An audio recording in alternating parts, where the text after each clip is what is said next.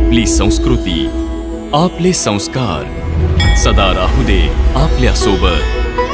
भारताच्या महान ग्रंथांचे आणि काव्यांचे संपूर्ण संकलन सबस्क्राइब करा तिलक।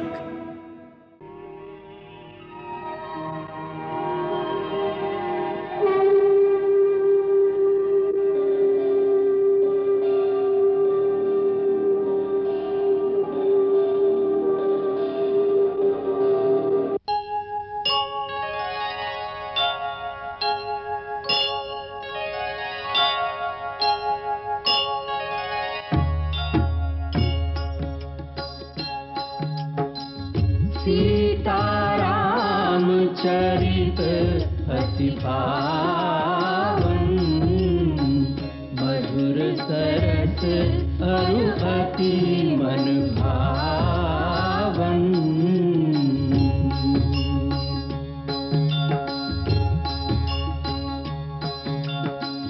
पुनि पुनि कितने हो सुने सुनाए, की प्यास बुझत न बुझाए।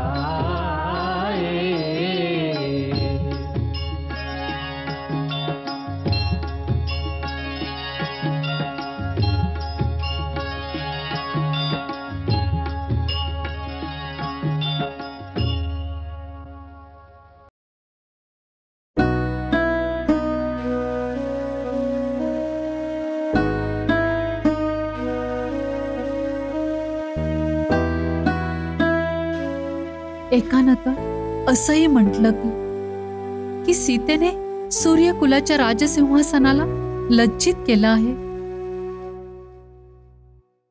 ते तर महाराजांबद्दलही बोलत होते की त्यांनी स्त्रीच्या मोहाने त्यांना आंधळ केलं आहे। तिला राजमहालात ठेवून आपल्या पूर्वजांच्या कीर्तीला मातीत मिळवत आहेत।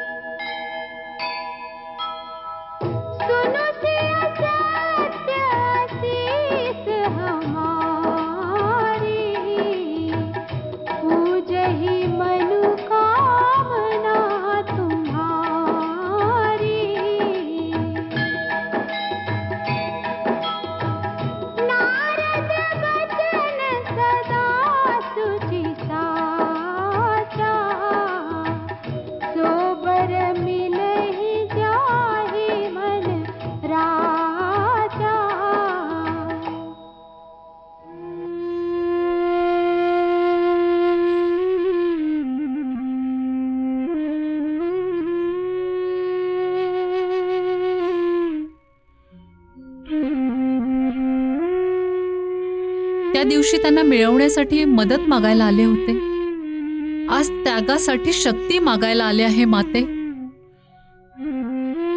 जर माझा निर्णय बरोबर असेल तर मला आशीर्वाद दे।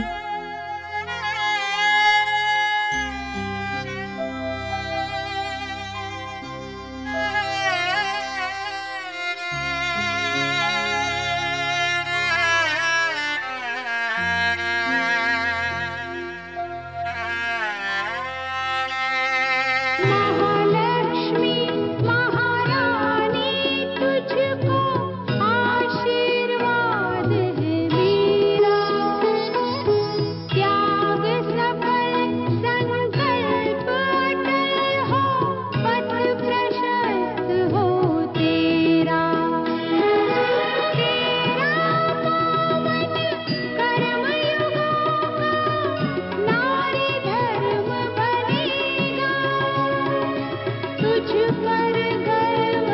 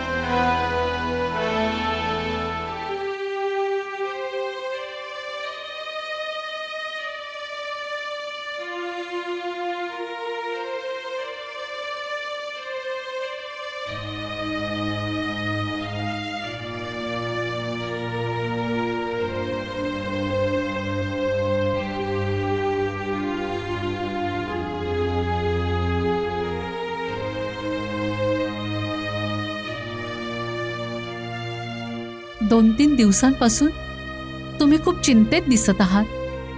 तुम्ही जर योग्य समजत असाल तर मला तुमची समस्या सांगा. असं होऊ शकतं की मी मदत करेन. अशी कुठलीही चिंता नाहीये सीते, जिच्यासाठी तुला विचलित करून टाकावं. विशेष असो की साधारण, चिंता तर चिंताच असते ना. तुमच्या हास्याच्या मागे विषादाची जी रेषा दिसून येते ती एका वीर राजाला शोभत नाही. प्रजेने आपल्याला अशा प्रकारे दुःखात पाहिलं तर त्यांचा उत्साह मावळू शकतो.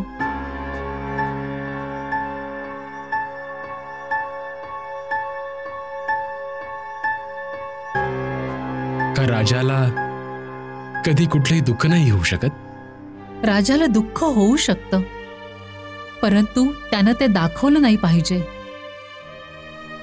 एका वीर राजाचा धीर आणि त्याच्या त्या सहनशक्तीमुळेच प्रजा उत्साहित राहते. कठीण आहे, अति कठीण आहे. हा आदर्श निभावणं खूपच कठीण आहे. मनुष्याला किती वेळा विष प्यावं लागतं. भगवान शिवानी तर केवळ एकदाच हलाहल प्यायलं होतं, परंतु मानवाला तर पावला पावलावर विष प्यावं लागतं. किती वेदना सहन कराव्या लागतात मानवाच्या हृदयाला. वेदना तर मानव जीवनाचा एक भाग आहेत. मानवाचा जन्म घेतला आहे तर वेदना तर सहन कराव्याच लागतील. जर मानव व्हायचंय तर मग हृदय नसलं पाहिजे. दुःख तर हृदयच देतं. जर हृदय नसेल तर मग भावना कुठून येतील? आणि जर भावना नसतील तर मग हा संसारच कसा असेल? हाही देवलोक बनून राहील जिथं केवळ ज्ञानच ज्ञान असेल. त्यात भावनांचा आनंद कुठं असेल? नाही सीते, भावना केवळ वेदना असतात. वेदना आहेत, पण भावनांमध्ये महानताही तर आहे. आणि मनुष्य जीवनाची महानता भावनांमुळेच तर आहे. एक खरा वीर पुरुष तर तोच असतो जो भावनांच्या आक्रमणाला सहन करूनही आपल्या धर्माचा मार्ग सोडत नाही. तोच देवतांपेक्षाही मोठा होऊन जातो. म्हणूनच भावनांचं सौंदर्यही राहील आणि धर्माची दृढताही राहील. हाच आदर्श तर तुम्हाला आणि मला स्थापित करायचा आहे. तुला काय म्हणायचंय सीते? महाराज, एका स्त्रीसाठी आपण एवढे चिंतेत आहात की राज्यकारभारातही अडथळा येतोय. हे अयोध्यापतीला काही शोभा देत नाही. परंतु आम्ही त्या स्त्रीला न्याय नाही देऊ शकलो. ती आमच्या दारातून न्यायाची भीक मागत निघून गेली. याचा खेद आम्हाला असायला नको का? मी त्या स्त्रीबद्दल बोलत नाहीये. मी त्या स्त्रीबद्दल बोलत आहे महाराज, जिच्यामुळे आज अयोध्येच्या राजसिंहासनावर कलंकाची छाया पडत आहे. कोण आहे ती स्त्री? अयोध्येची महाराणी सीता, आपली पत्नी.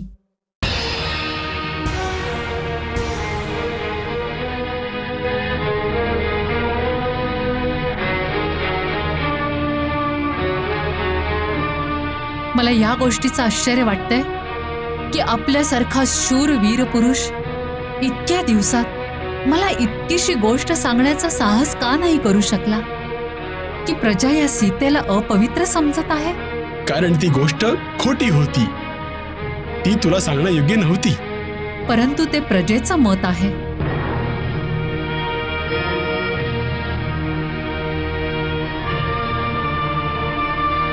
प्रजा जर खोट्याच्या आधारावर आपलं मत बनवत असेल तर काय केलं जावं? राजाने जर खोट्याच्या आधार कोणी निर्दोषाला शिक्षा दिली तर हा कुठला न्याय आहे? हा न्यायाचा विषय नाही, कुळाच्या गौरवाचा विषय आहे. अयोध्येचं राजसिंहासन एक पवित्र वस्तू आहे. त्यावर कलंकाची सावलीही नाही पडली पाहिजे. जर तो कलंक खोटा असेल तर? सावली तर राहणारच ना. राजसिंहासन पवित्र राहिलंही पाहिजे आणि पवित्र दिसलंही पाहिजे.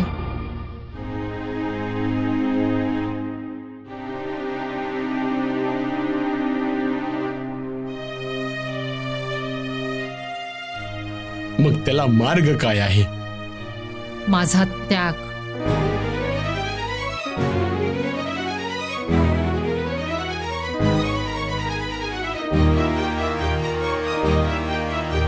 सीतेचा त्याग राम करणार? राम सीतेचा त्याग करणार? नाही, राम नाही करणार. सीता त्याग करेल. परंतु का? कारण विवाहानंतर आपणच बोलला होता की सीता, तू माझी दासी नसशील, माझी मैत्रीण, माझी साथीदार बनून राहशील.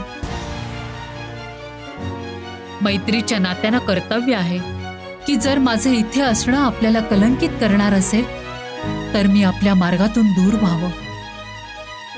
असं त्याच्या पुढे गुडघे टेकून? नाही, प्रजेच्या मतापुढे नतमस्तक होऊन. एका राजाच्या नात्याने जनमताचा आदर करणं हा तुमचा धर्म आहे.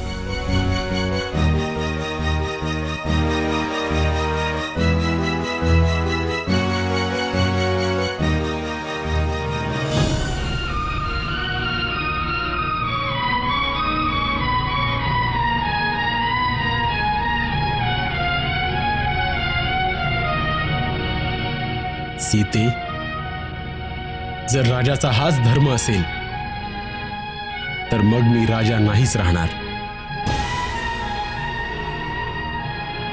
मीही तुझ्यासोबत निघून जाईन.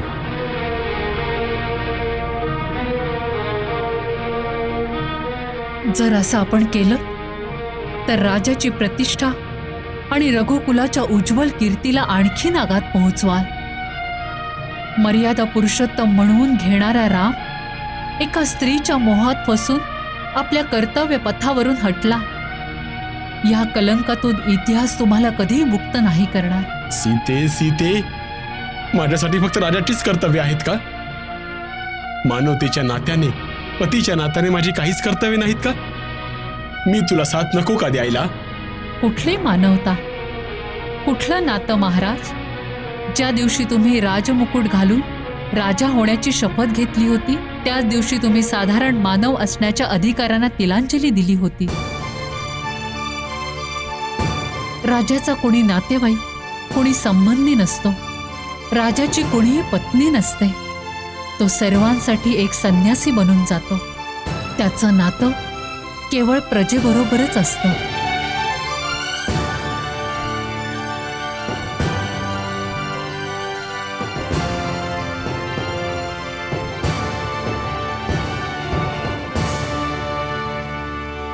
सीते, मला समस्त अपयशांचा भागीदार होणं स्वीकार आहे. भलेही सारे जग माझी निंदा करो, पण मी एका निर्दोष पत्नीवर हा अत्याचार, हा अन्याय नाही करू शकत.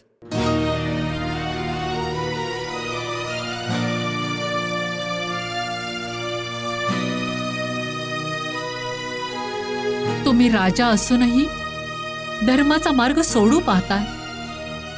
धर्म काय आहे? धर्म तोच आहे ज्याचा आपला अंतरात्मा स्वीकार करेल. गुरुदेवाने याची पुष्टी केली आहे. म्हणूनच माझा आत्मा जे योग्य तेच समजेल, मी तेच करणार.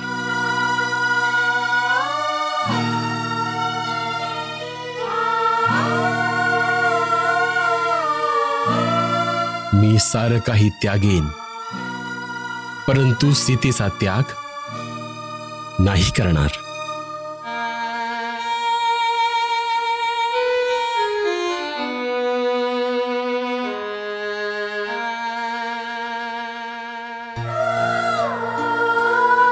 हाच तुमचा निर्णय आहे का महाराज? हो. या माझ्या बरोबर.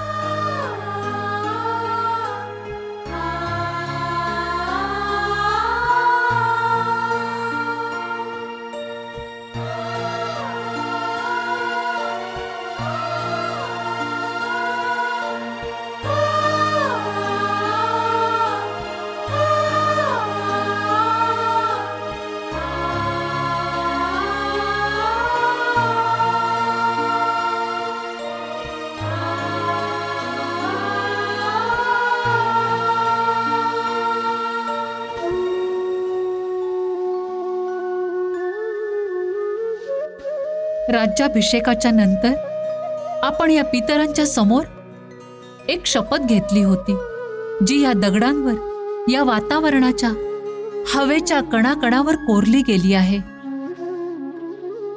आपल्या शब्दांचा नाश झाला नाहीये. ध्यान देऊन ऐकलत तर महाराज, ते शब्द आपल्याला आत्ताही ऐकू येतील. ऐका महाराज, लक्ष देऊन ऐका. राजाच्या रूपात माझं कुठलंही कार्य असं नसेल ज्यामुळे आपली मान शर्मीने खाली जाईल.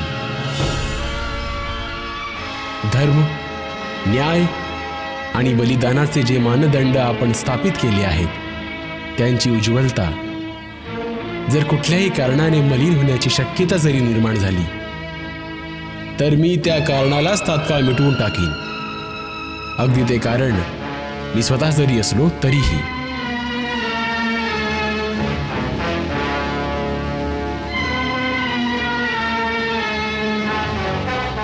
आता यांना उत्तर द्या. आज का आपल्या पत्नीच्या मोहात येऊन आपली शपथ विसरला की जो या कुळाच्या कीर्तीला धुळीत मिळवेल त्याचा मी त्याग करेन.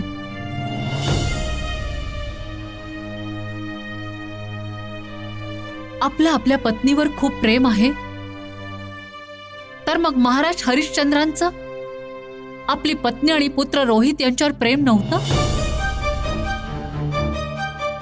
तर मग त्यांनी आपली पत्नी आणि पुत्राला बाजारात उभं करून विकून का टाकलं? केवळ आपल्या धर्माच्या रक्षणासाठीच ना?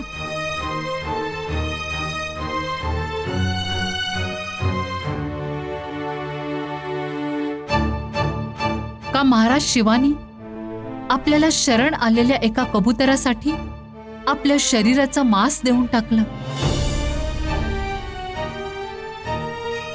आपला धर्म आणि कुळाच्या कीर्तीच्या रक्षेसाठीच ना? अशाच प्रकारे आता या कुळाची कीर्ती आणि यशाचं रक्षण करणं हे आपलं कर्तव्य आहे.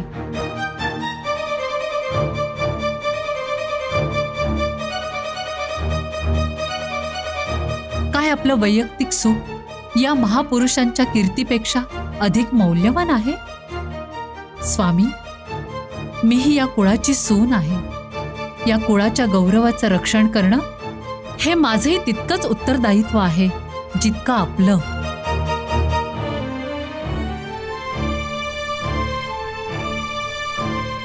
मग जर माझ्या पितृकुळातील पूर्वज आज माझ्याकडे बघत असतील की आज जेव्हा सासर कुळाची कीर्ती आणि यशासाठी आपल्या वैयक्तिक सुखाचा त्याग करण्याची वेळ आली, तेव्हा माझी कन्या त्या परीक्षेत उत्तीर्ण झाली की नाही?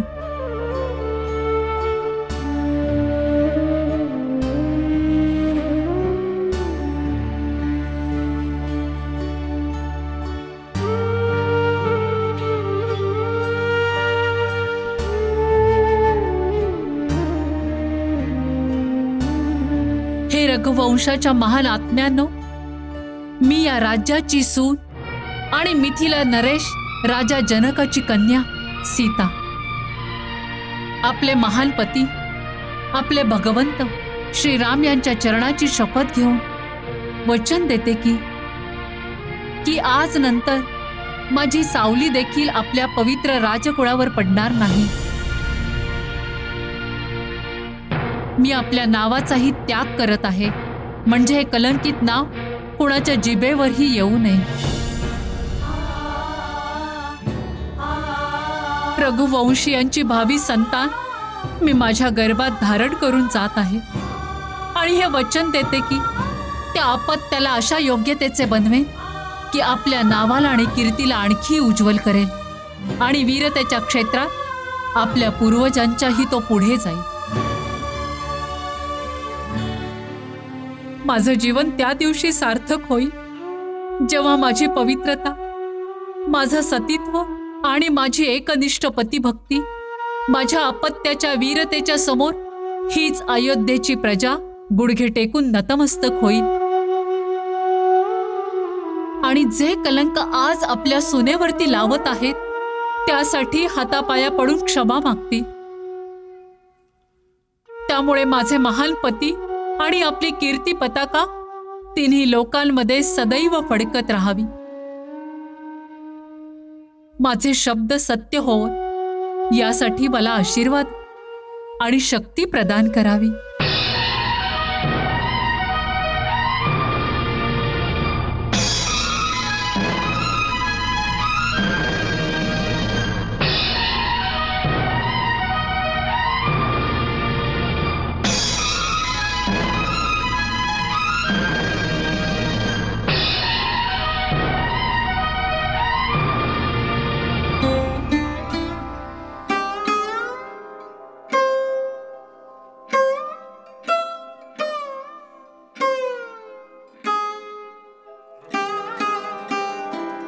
हे राघव, जर मी मन, कर्म आणि वचनांनी या चरणांच्या व्यतिरिक्त आणखी कुणाचाही विचार केला नसेल तर माझं वचन निभावण्यासाठी माझी मदत करा. कारण पतीच्या आज्ञेशिवाय स्त्री ही कुठल्याही धर्माचं, कुठल्याही निर्णयाचं पालन करू शकत नाही. म्हणून मला जाण्याची आज्ञा द्या. अन्यथा माझ्यासाठी स्वतःच्याच योग अग्नीमध्ये जळून भस्म होण्याव्यतिरिक्त या कलंकाला मिटवण्यासाठी दुसरा कुठलाही मार्ग नाही.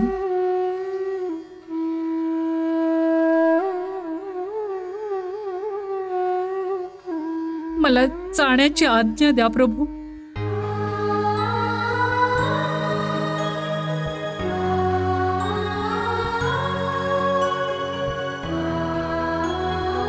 मला आज्ञा द्या प्रभू, मला आज्ञा द्या.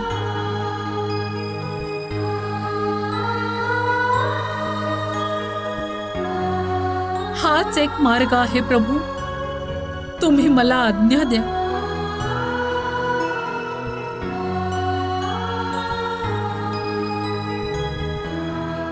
माझी आता परीक्षा नका घेऊ प्रभू, नका घेऊ.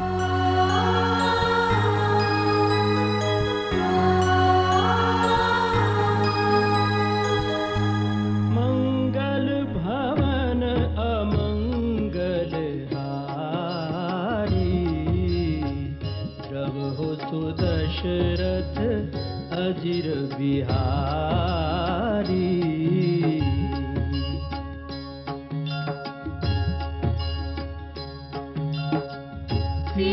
सीताराम चरित अति पावन मधुर सरस अरु अति मन भावन